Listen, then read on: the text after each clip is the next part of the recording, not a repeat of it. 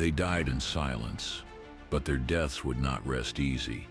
On the night of October 15, 1946, 10 of the highest-ranking Nazi officials, men who had orchestrated genocide, planned invasions, commanded massacres, stood beneath the gallows built for them in Nuremberg.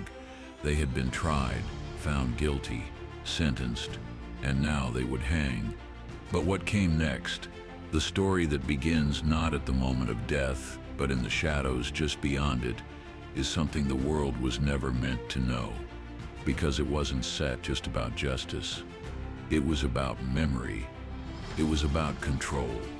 And it was about preventing their names from becoming legend. The Allies had a problem, a very specific one. They had just executed the architects of the most monstrous regime in modern history. But they knew full well that death did not end an ideology. If anything, it could elevate it, turn war criminals into martyrs, gallows into altars, graves into pilgrimage sites. That was the fear. That one day a quiet cemetery in Bavaria or Austria would become a shrine. That wreaths would appear. That torches would be lit. That whispers of a lost Reich would find a place to gather and grow. So they decided there would be no graves, no coffins, no headstones, no closure, only disappearance. And so the bodies of Göring, Ribbentrop, Keitel, Kaltenbrunner, Rosenberg, Frank, Frick, Streicher, Sokol, and Jodl were not returned to their families. They were not buried according to rites. They were not even publicly declared dead beyond the basic announcement. They were taken, processed like evidence, photographed, tagged, and then erased. But even that erasure was messy, tainted by missteps, complicated by secrecy and the sheer human incompetence that so often shadows bureaucratic violence. The hangings themselves were a disaster.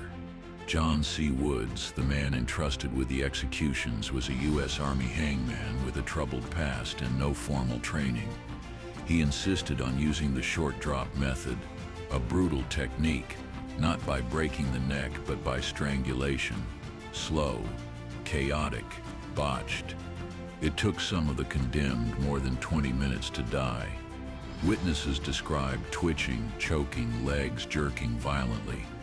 One man, Wilhelm Keitel, struck the trapdoor edge with such force that his jaw shattered. Others dangled with eyes bulging, faces turning black, as soldiers stood stiffly and watched. This was not justice, as the world imagined it. It was something rawer, uglier, more human than ideal. But the show could not go on. Once the bodies were declared dead, the real operation began. A secret convoy, a fabricated manifest.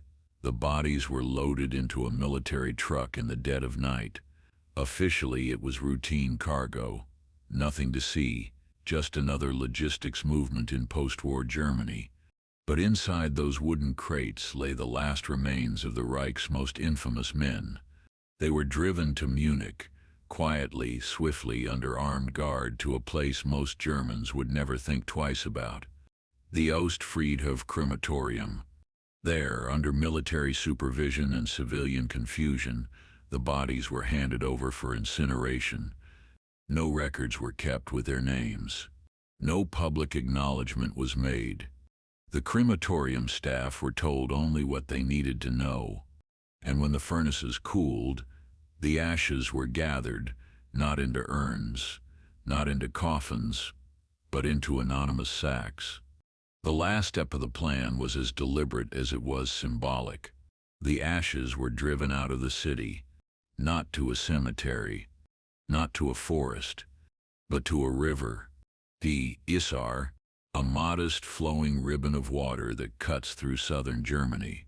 There the ashes were scattered. No ritual, no reading, no witnesses beyond the officers assigned to the task. They disappeared into the current, gone, forever. But the story doesn't end there, because silence, like nature, abhors a vacuum. And when there are no graves, no monuments, no truths, people begin to fill in the blanks. Conspiracy theories sprouted almost instantly. Some said Goering's taking his own life, cheating the noose with a hidden cyanide capsule, was part of a larger escape plot. Others claimed the men weren't really dead at all, but spirited away to secret bunkers, or to South America, or even into the hands of Soviet agents. The absence of remains made it possible. There were no bones to examine, no DNA, no graves to exhume, just stories. And in the absence of hard evidence, stories grow. Even today, some corners of the internet traffic in those myths, the sealed records, the nameless cremation, the river. But make no mistake, this was no cover-up of survival. It was a cover-up of legacy. Because the Allies understood something fundamental: you can erase a man, you can try him in court, you can publish every transcript and archive every photo, but if you let him become a relic, if you let his remains become part of history's landscape, then you've given him permanence. And that was something they refused to allow. This wasn't just execution. It was obliteration. Call it the ultimate denazification, wiping even the bodies off the map. It wasn't without precedent. Ancient empires had done it. Rome called it damnatio memoriae, the condemnation of memory, names chiseled off monuments, faces scratched out of paintings, bodies thrown into rivers or burned and cast to the wind. The Nazis, ironically, had tried it too, erasing Jewish names from registries, burning books, leveling synagogues. Now it was being done to them. But even this obliteration wasn't set perfect. A few personal items, watches, medals, glasses, had been confiscated before the execution. Some of them ended up in evidence lockers. Some vanished. Years later, they surfaced on the black market, in private collections as auction curiosities. Morbid souvenirs of the end of an era. The Allies had tried to erase the relics, but capitalism and curiosity found a way to preserve them. And in that failure, something deeper was exposed. The war had ended, but the story hadn't set. Justice was served, but imperfectly. Memory was shaped, but not sealed. And even now, nearly a century later, the absence of graves remains one of the most haunting aspects of Nuremberg. It raises questions. Was justice done, or merely managed? Was truth revealed, or curated? Is forgetting a form of peace, or a second form of violence? There are no easy answers. Only a river, flowing still, cold, and indifferent, carrying with it the last physical traces of the men who brought the world to ruin. The men who died alone, without tombstones, without prayers, and yet still not forgotten. Because absence too is a kind of presence, and in that void, history echoes louder than ever. The decision was strategic, calculated. Not just the executions, those were expected, inevitable. The men tried at Nuremberg had orchestrated the machinery of genocide, conquest, and terror.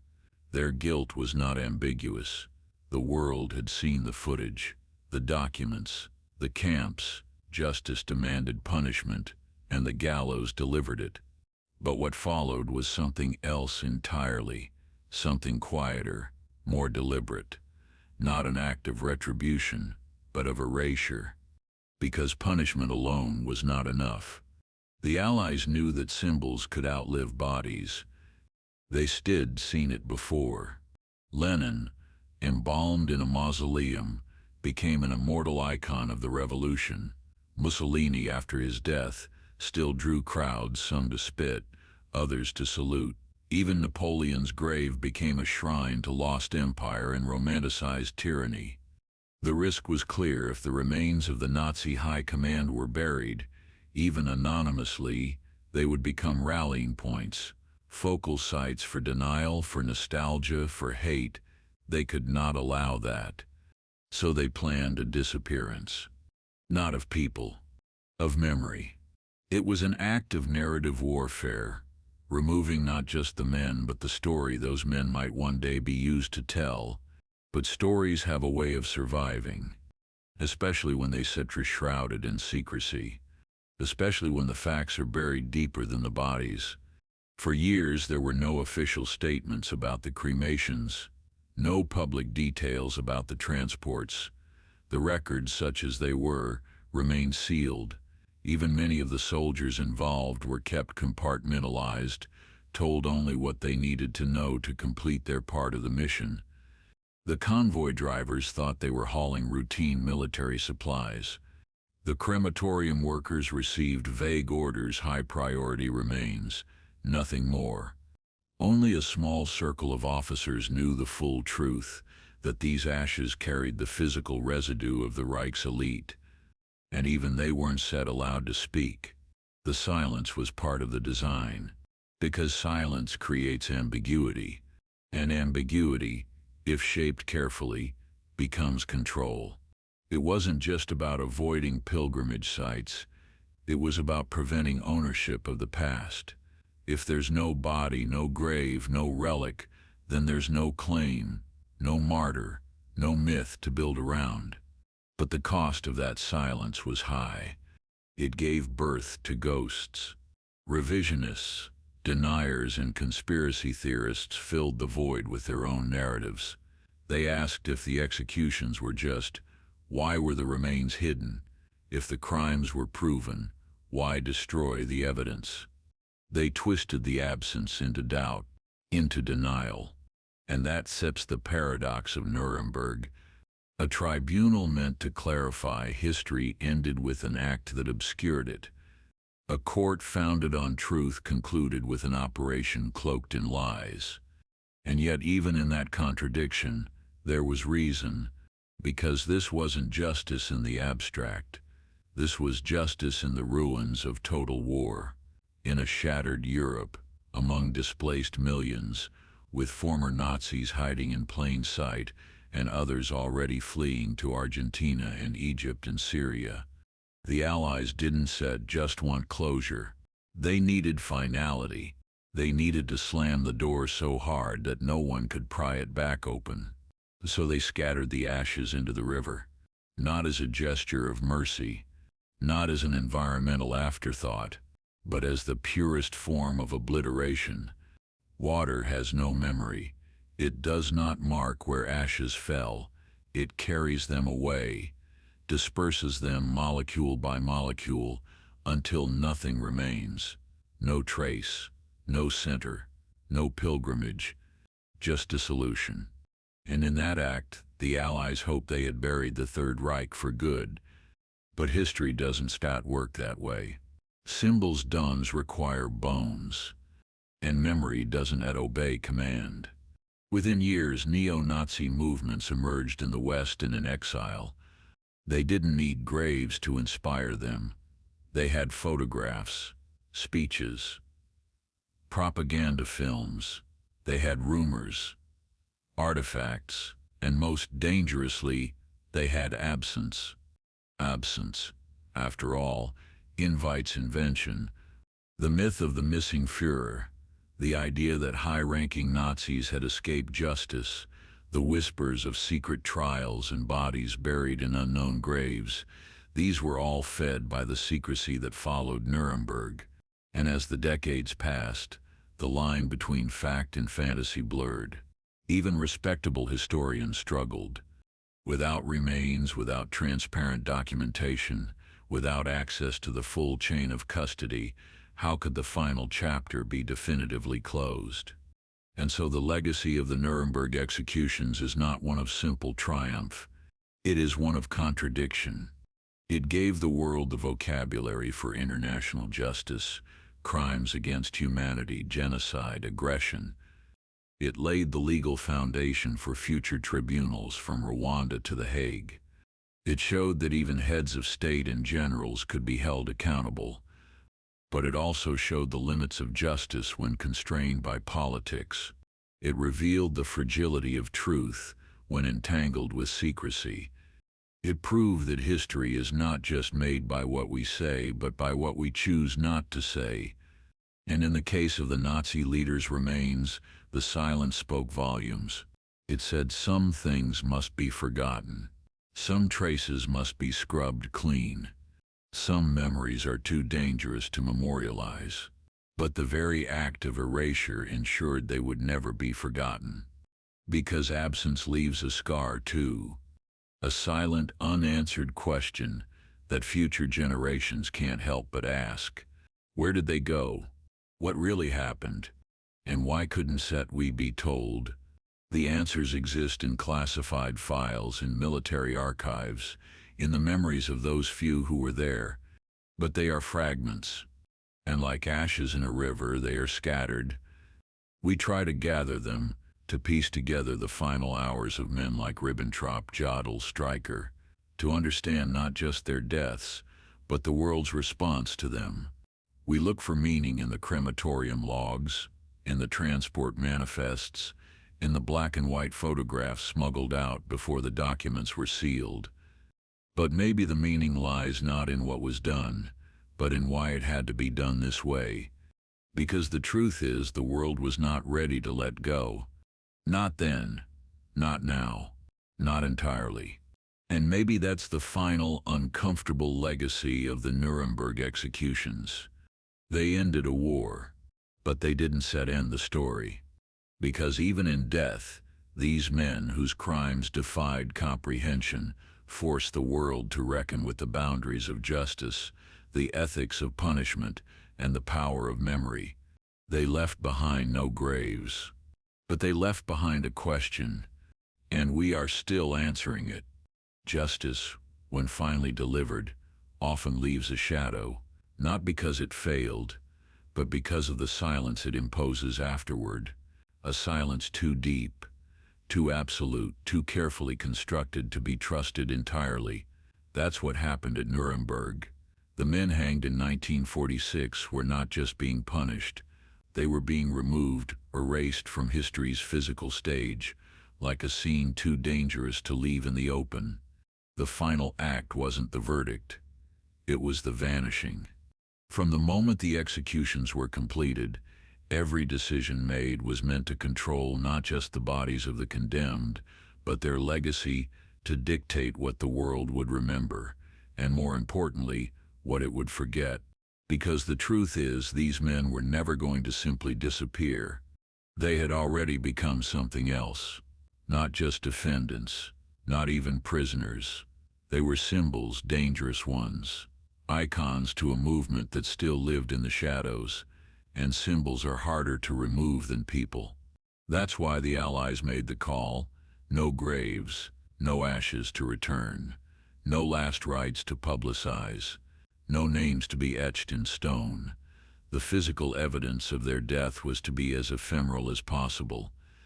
The cremation at Munich's Ostfriedhof wasn't just a logistical choice, it was symbolic warfare. A message to the world, to the future. There will be no shrines to fascism. But with that message came unintended consequences. Because as much as erasure can protect the present, it also complicates the future. It opens doors for myth, for doubt, for the slow drip of revisionism. In sealing off the truth, you leave it vulnerable to speculation, distortion, and denial. This is the paradox the world inherited from Nuremberg. It gave us the most significant trial in modern history, legal architecture that would underpin decades of international justice, but it also left a void. And in that void, the ghosts of those 10 men continue to stir. Some will say they deserved more transparency, even in death, that to truly affirm the triumph of law, the executions should have been documented with the same clarity as the trials. That the world should have seen them go, not out of morbid curiosity but for the historical record. Others will argue the opposite, that evil doesn't deserve a spectacle, that these men had already been granted more dignity than they ever gave to their victims, that obliterating them without ceremony, without trace, was the only proper response. Both arguments hold weight, because Nuremberg was never just about retribution. It was about precedent, about demonstrating that even in the face of unspeakable crimes, the world could choose justice over vengeance, could create order from the ruins of war. And for the most part, it did. But justice is a living thing. It requires honesty, transparency, and the courage to confront not just the crimes, but the choices made in response to them. And that's where the aftermath of the Nuremberg executions begins to raise difficult questions. Why was John C. Woods, the man chosen to perform the hangings, selected despite his history of botched executions and psychological instability?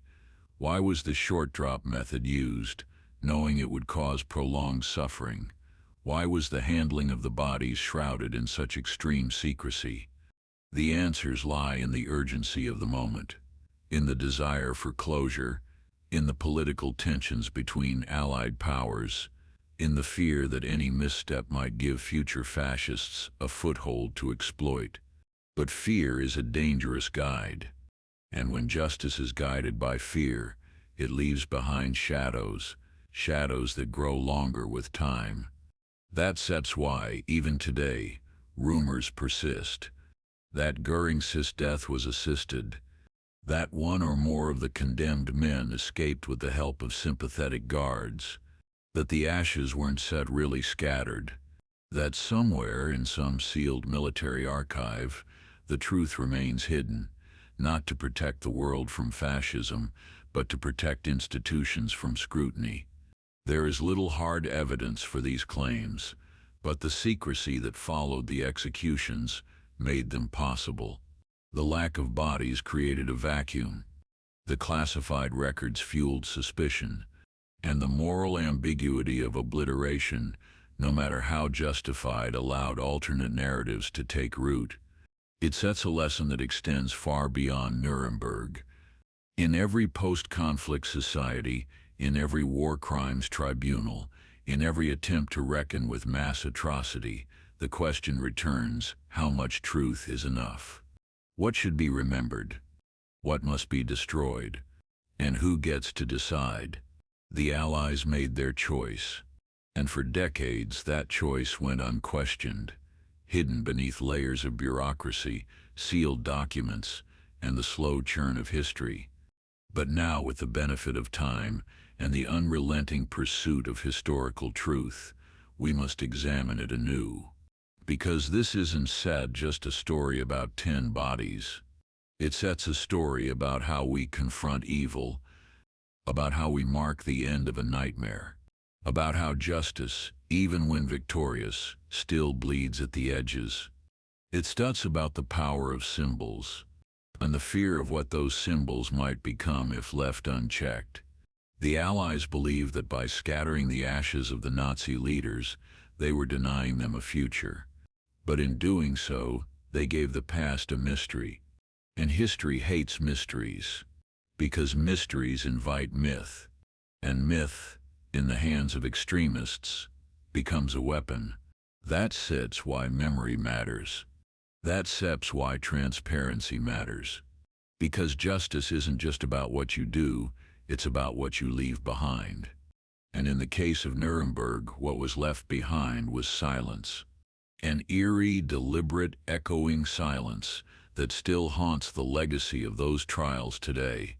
And so we are left with a final image, not of gallows, not of ashes, but of a river, flowing cold and quiet, cutting through the Bavarian countryside, carrying with it the remains of a past too dangerous to bury, too shameful to display, too powerful to fully forget. The Isar, unmarked, uncelebrated, just water, and somewhere in its depths, the last physical traces of a regime that brought the world to its knees. Gone, but not entirely.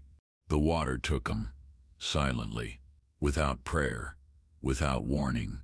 10 men whose names had once echoed across empires reduced to smoke and ash, scattered beneath a Bavarian sky.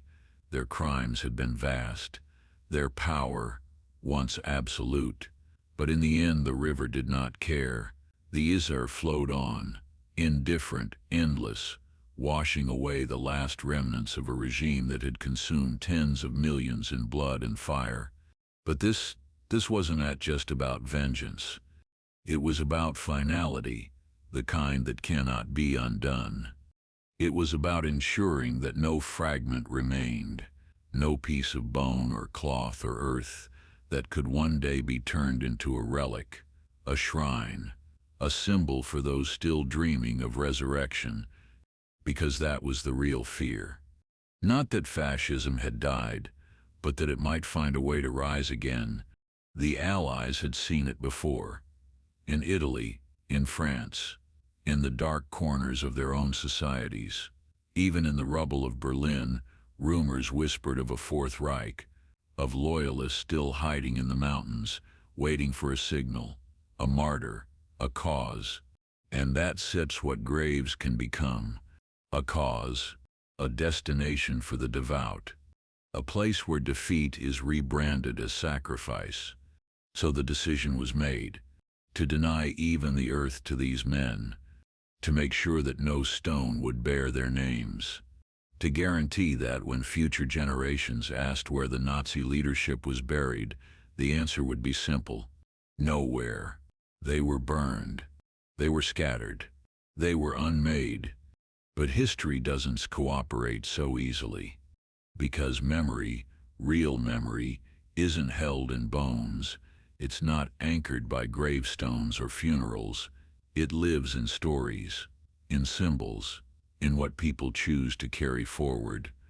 And in trying to erase those symbols, the Allies may have made them more powerful in certain circles, more alluring, more mysterious.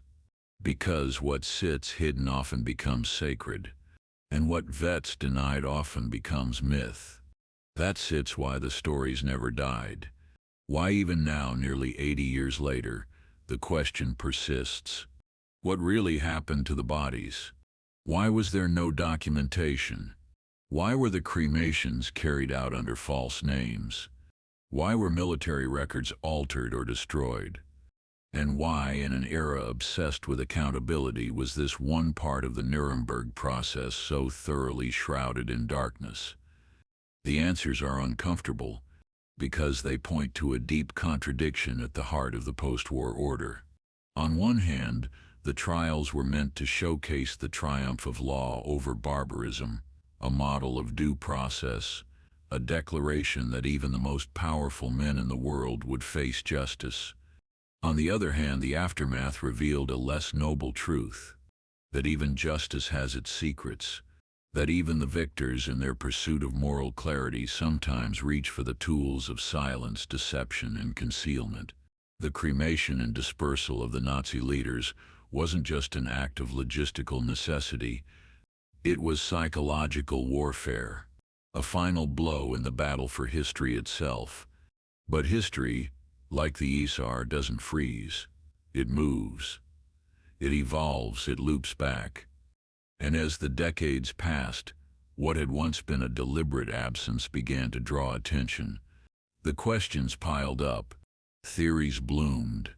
Not because the facts weren't available, but because the facts had been buried too deep for too long.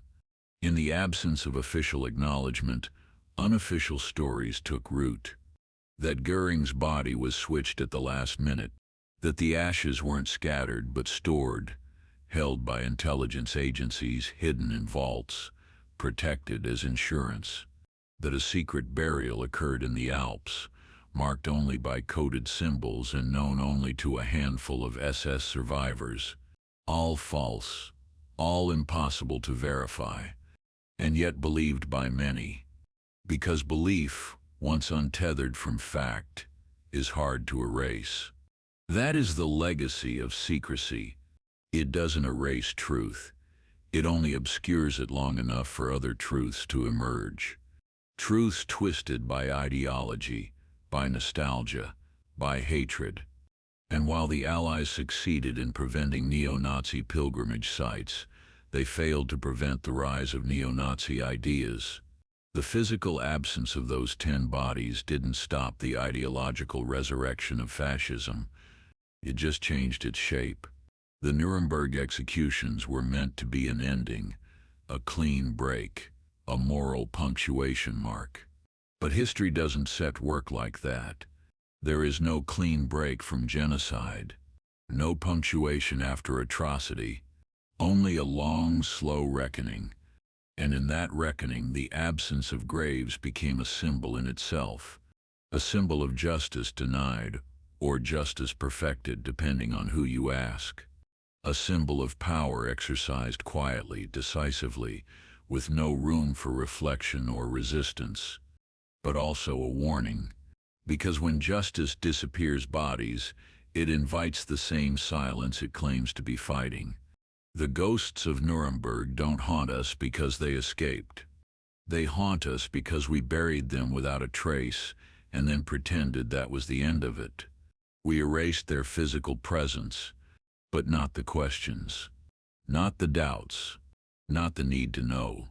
And perhaps that sits the final irony, that in trying to prevent these men from becoming legends, the Allies inadvertently made them more legendary, less as men and more as specters, unburied, unresolved, eternal in their absence. It is not wrong to have destroyed their remains. It is not wrong to deny them graves. But it is a mistake to believe that silence equals closure. The Nuremberg trials began with a promise that the world would no longer tolerate crimes against humanity, that those who led regimes of mass annihilation would answer to the law, that history would no longer be written by the victors alone, but by evidence, by testimony, by truth. But the end of those trials, those final shadowed hours after the gallows, betrayed that promise just a little, because in the end justice was served, but truth was managed, and memory was left to fend for itself. Floating somewhere downstream in the waters of the Isar, the river didn't set care whose ashes it carried. It had no memory of who they once were, no recognition of medals pinned to uniforms or orders signed in blood. It moved on, unburdened, flowing cold through Munich and beyond, as if none of it had ever happened. But the world above the river did remember, and that memory, selective, fragmented, politically filtered, became the real battleground. Because after the ashes were gone, after the photographs were classified and the reports locked away, what remained was narrative. And in the post-war world, narrative was everything. It was how nations rebuilt, how alliances were justified, how history was weaponized. And the story of the Nuremberg executions, though rooted in law and principle, was no exception. It had to be shaped, controlled, managed carefully to ensure the message was clear. Justice had been served, the chapter was closed, and the world was safe again. But it wasn't instead closed, and it wasn't instead safe. Because while 10 bodies vanished into the river, tens of thousands of lesser-known perpetrators walked free.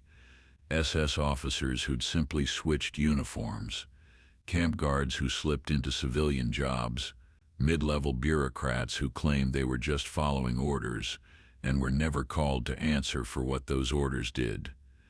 Nuremberg was supposed to be the beginning of accountability.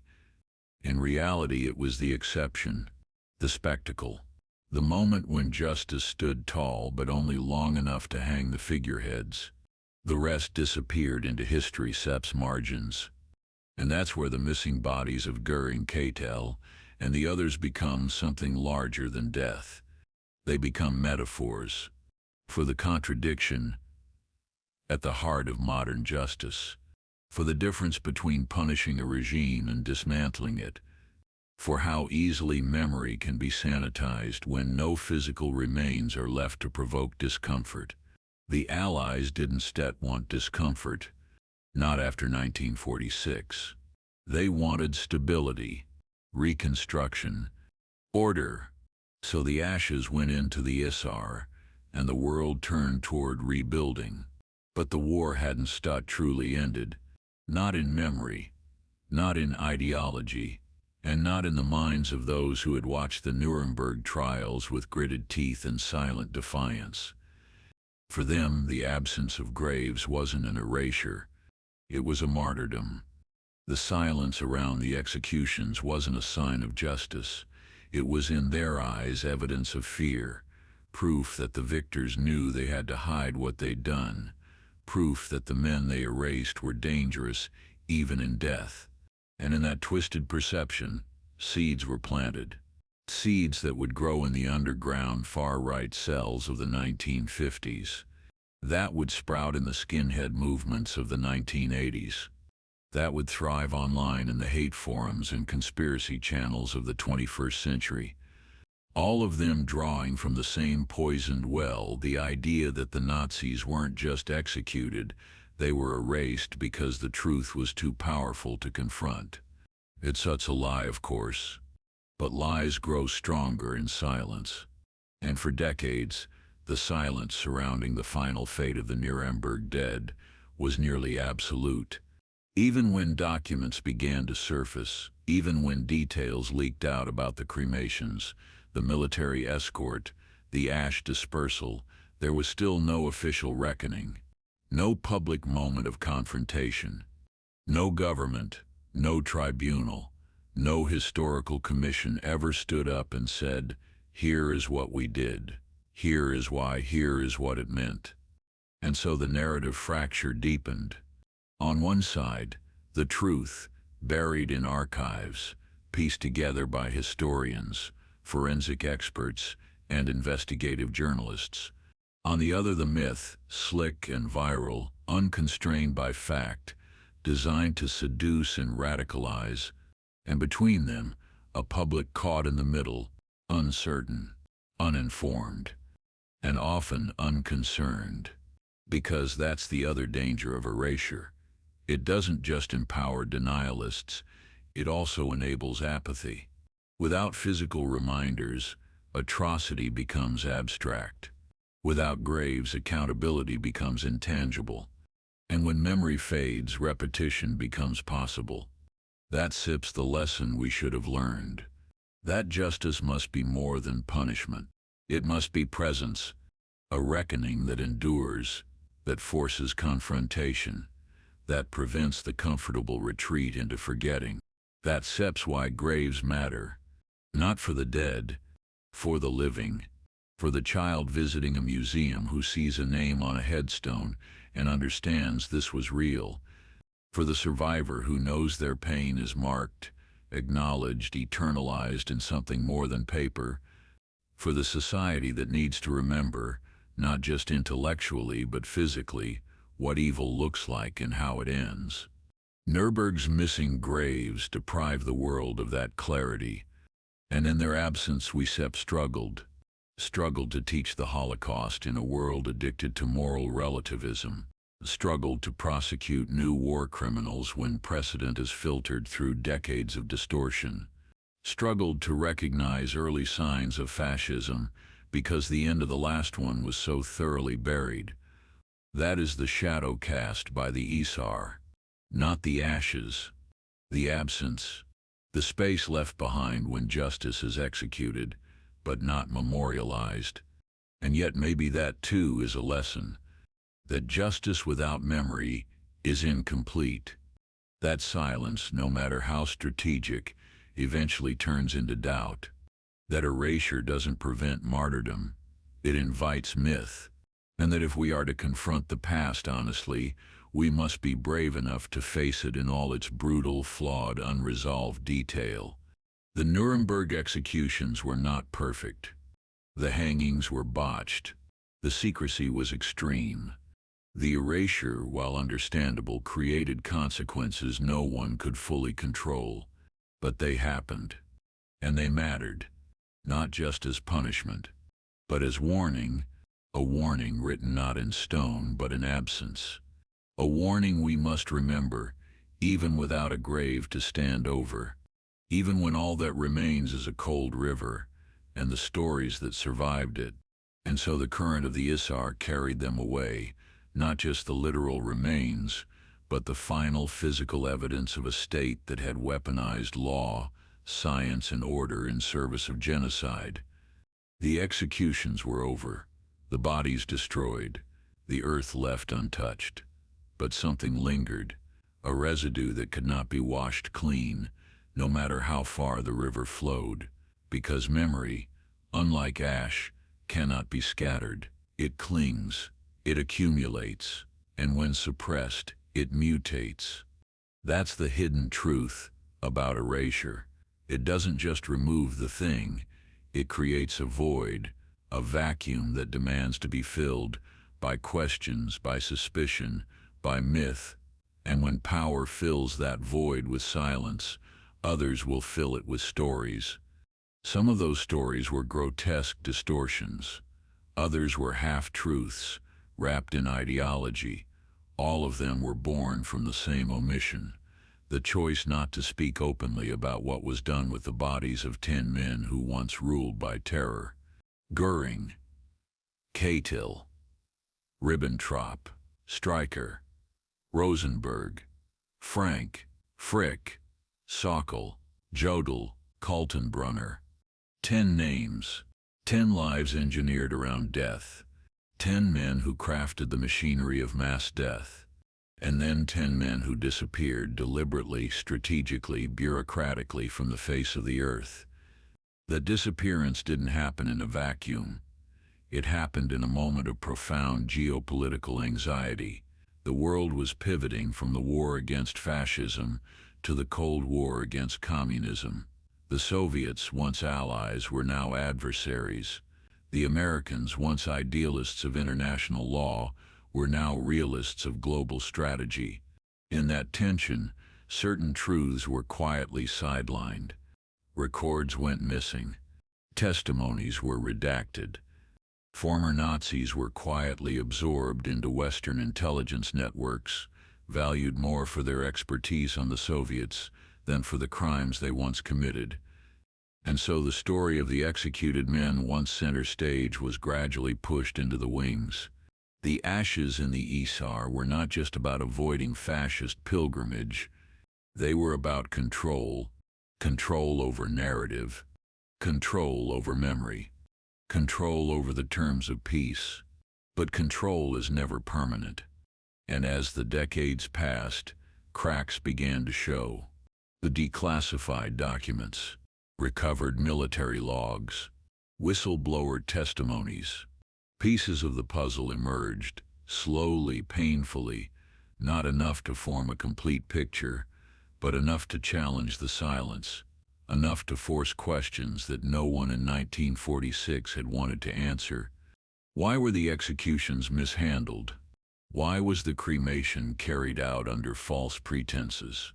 Why was the full record of the disposal operation kept hidden for so long? And why, even now, does the official history of that night remain incomplete? There are explanations. Pragmatic ones, strategic ones, but there are no satisfying ones. Because what happened at Nuremberg wasn't supposed to be ambiguous. It was supposed to be a triumph of transparency, a reckoning, a line in the sand. And yet when the final act came, not the sentencing, not the hanging, but the destruction of the remains, it was done in the shadows. No cameras, no reporters, no statements, just silence. And in that silence, the myth was born.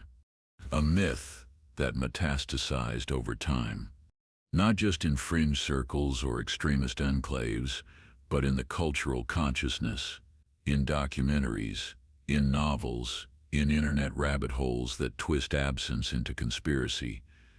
And once a myth takes hold, once memory becomes distorted, it's almost impossible to reclaim the truth without confronting the silence that allowed it to grow. That is the burden of Nuremberg. Not the failure to punish, but the failure to preserve the full, unvarnished memory of that punishment. Because justice isn't set just about verdicts. It's about legacy. And legacies are not built in silence. They spur built in daylight, in honesty, in the willingness to confront not just the evil of the condemned, but the imperfections of those who condemned them.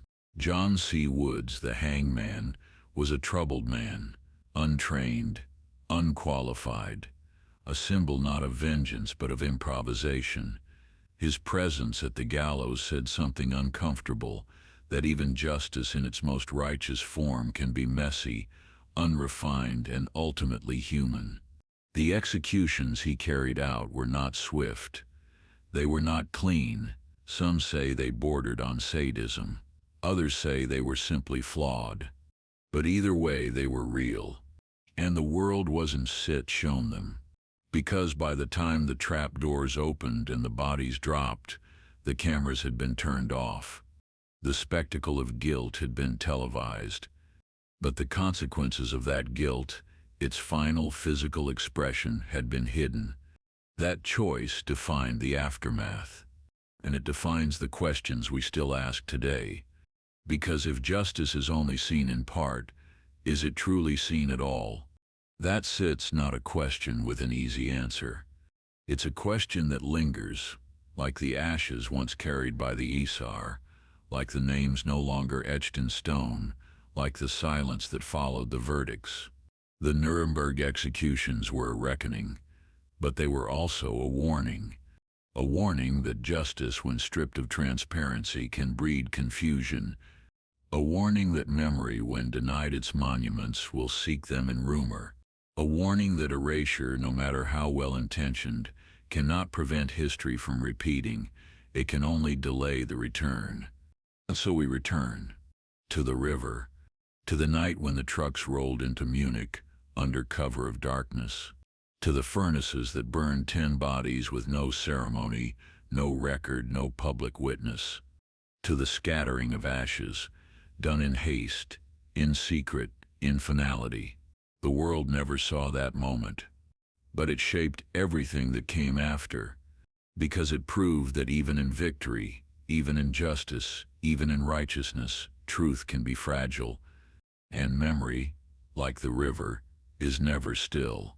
It moves, it bends, it carries more than we realize, and it never forgets. It was supposed to be the end, the final chapter, the closing of the darkest ledger in modern history. 10 men had stood trial before the eyes of the world. 10 men whose signatures had summoned genocide. 10 men who had spoken of racial purity, territorial destiny, and eternal Reichs. Their words had fueled ovens. Their orders had leveled cities. Their silence had let millions vanish into the fog of war. Now they were dead, hung by the neck, dropped through the floor by the verdict of civilization itself. But if the Nuremberg trials began with exposure, with evidence projected onto the world's conscience in meticulous detail, they ended in secrecy, not just in the physical act of destroying the bodies, but in the choice to bury the ending itself. It was not a mistake. It was policy, deliberate, measured, ruthless. Because the Allies understood the power of remains. They had watched how fascist movements transformed ruins into relics, how a body could become a banner, a tomb could become a shrine, and a name once etched in stone could outlive guilt. That could not happen again. Not for these 10, not after Auschwitz, not after Warsaw, not after the world had stared into the void and seen the skulls behind the ideology. So they chose fire, chose silence, chose a river. It was the most final thing they could imagine. No coffin, no urn, no bones for the future to venerate, just a quiet dispersal. Anonymous, untraceable. In this way, the bodies of the Nazi elite were subjected to a justice more absolute than the law could offer. Not simply killed, but erased. Not simply punished, but removed from the archive of flesh. But with that erasure came cost, because what cannot be seen cannot be confronted, and what cannot be confronted will eventually return.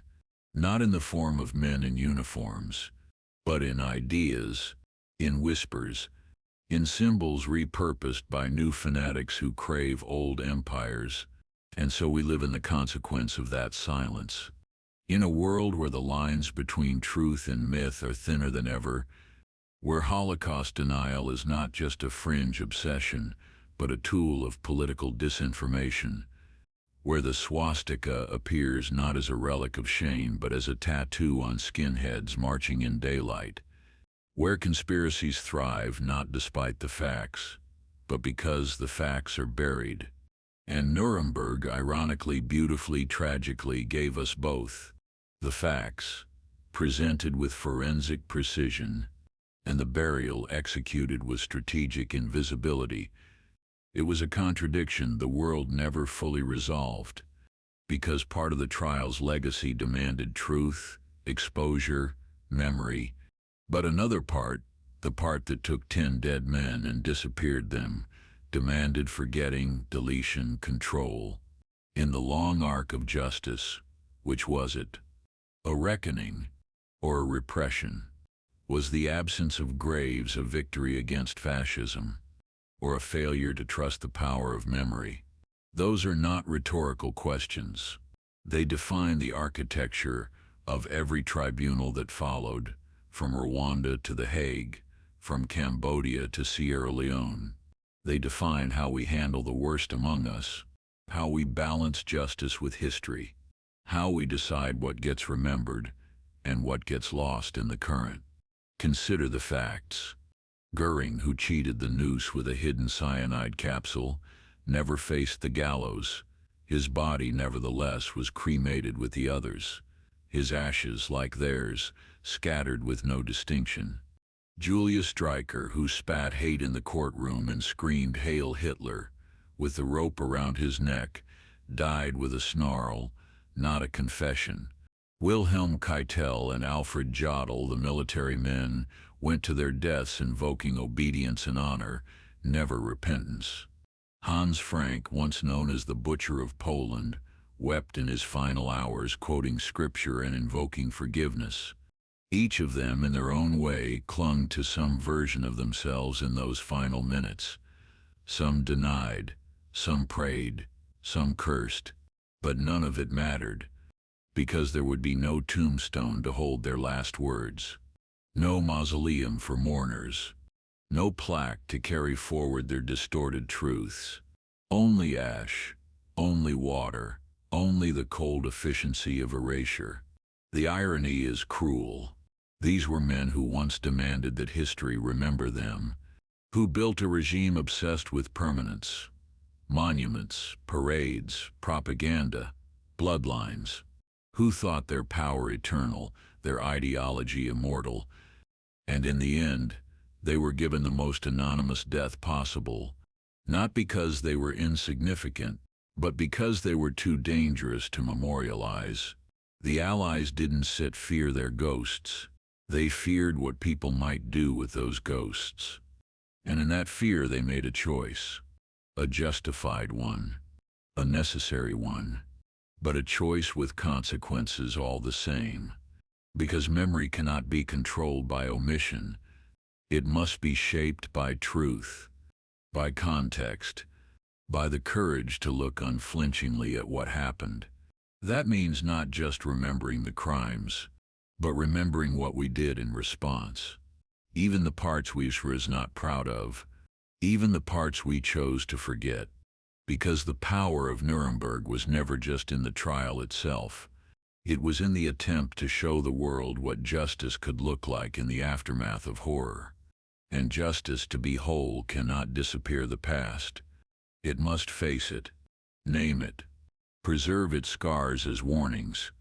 The river will carry the ashes of those 10 men forever. But it is up to us to carry the memory, not as a burden, but as a duty, because evil is not defeated by silence. It is defeated by remembrance. And in remembrance, we find the one thing that those 10 men never gave their victims: dignity, truth, and the promise that they will not be forgotten, even if their killers were burned and thrown to the current. History is not written in monuments. It is written in reckoning, and the reckoning is not over.